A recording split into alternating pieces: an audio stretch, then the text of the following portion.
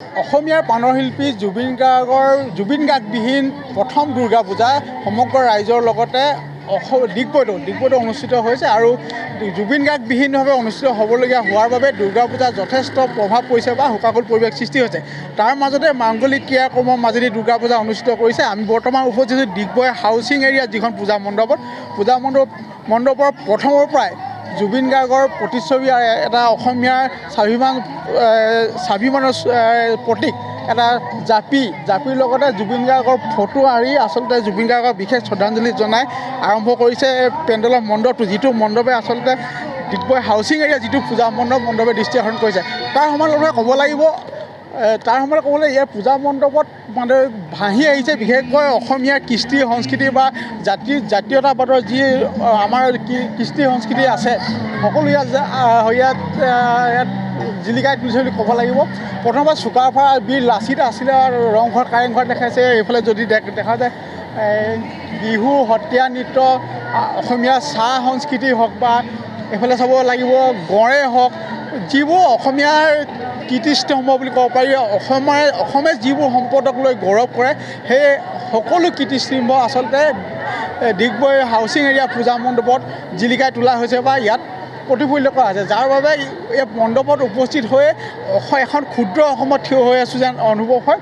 তাৰ সময়ত বিশেষকৈ যিটো ইয়াৰ মূল মণ্ডপটো শ্ৰী শ্ৰী মাধৱদেৱে স্থাপিত ঢেকীয়াখোৱা যিটো বিখ্যাত বৰনামঘৰ আছে, ঢেকীয়াখোৱাৰ বিখ্যাত বৰনামঘৰৰ আৰ্হিত সম্পূৰ্ণভাৱে নিৰ্মাণ কৰিছে, যিটো মণ্ডপে বিশেষকৈ যিটো অসমীয়া লোকসকলক বা বিভিন্ন জাতি জনগোষ্ঠীৰ লোকসকলক এই নামঘৰ আৰ্হি যিটো ঢেকীয়াখোৱা নামঘৰ আৰ্হি মণ্ডপটোৱে যথেষ্ট আকৰ্ষিত কৰিছে আৰু মণ্ডপটো এপাক চাই যাবলৈ সকলো লোক ইয়াত ভিৰ কৰা পৰিলক্ষিত হৈছে। যিটো পূজা আৰম্ভ হোৱাৰ পৰাই মণ্ডপত যথেষ্ট লোক আহিছে, বিশেষকৈ অতি ব্যক্তিক্ৰম ৰূপত যিটো ঢেকীয়াখোৱা বৰনামঘৰৰ যিটো ঐতিহ্যৰ কৃতিত্ব ইয়াৰ প্ৰতিফলন কৰিবলৈ ইয়াৰ সমিতিসমূহে যথেষ্ট চেষ্টা চলাইছে।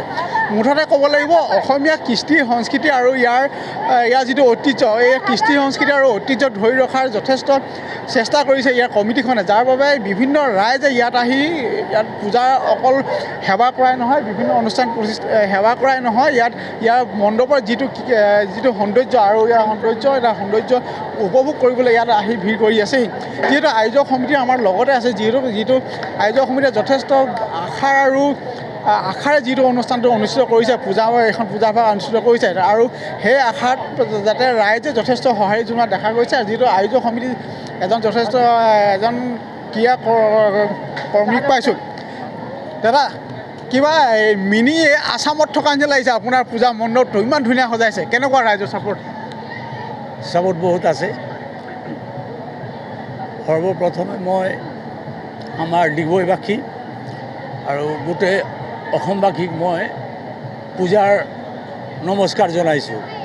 শুভেচ্ছা সেইকাৰণে নকওঁ, দুৰ্গা মা আমাৰ লগত বহুত ডাঙৰ ধোকা কৰিছে।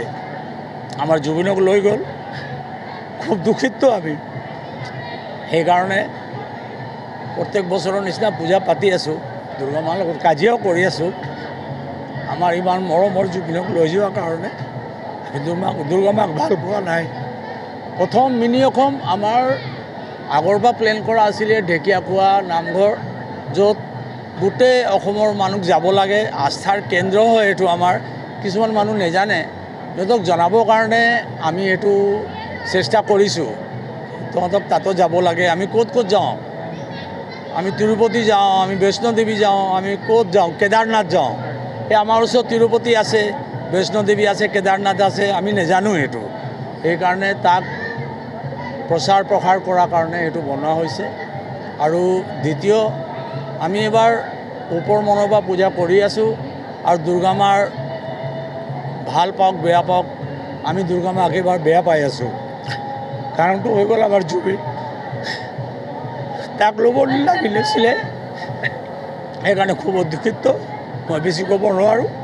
আৰু গোটেই আকৌ প্ৰতিদিনৰ মই ধন্যবাদ জনাওঁ, আহি কিনি প্ৰথম কভাৰ কৰিছে আমাৰ পূজাটো।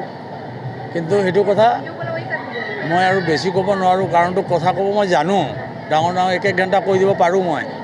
মই জুবিনৰ কাৰণে মোৰ মাতটো বন্ধ হৈ গৈছে আৰু নোৱাৰোঁ এইটো ক'বৰ কাৰণে।